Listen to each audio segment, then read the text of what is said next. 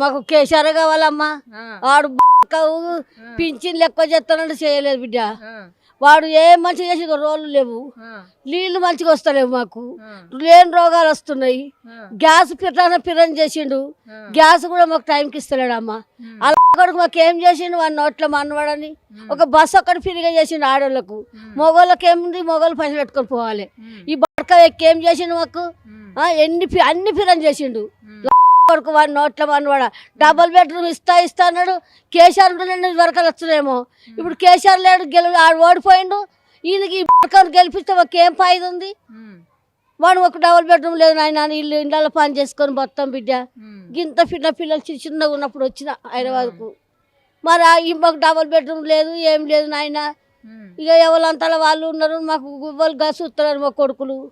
నువ్వేం సంపాదించినావు అంటారు. కిరాయి ఇంట్లో రేకులు ఇంట్లో ఉన్నా, నేను పింఛన్ పైసలు 2000 పింఛన్ కట్టుకుంటే కిరాయి ఉంటున్నా బిడ్డ. ఆ ఇల్లు కొడుకు మరి ఇవ్వాలి కదా లేని వాళ్ళకన్నా. ఉన్నోనికే ఇచ్చాను, ఉన్నోనికే డబల్ పెట్టిండు ఇల్లు. మాకు ఏం ఫాయిదా చేయాలి వాడు కొడుకు. ఇక ఈ సంగతి ఇట్లుంది, రోడ్లు ఇట్లున్నాయి మా బాధ. నీళ్ళు వాన కొడితే నీళ్ళన్నీ ఎత్తిపోసుకోవాలి.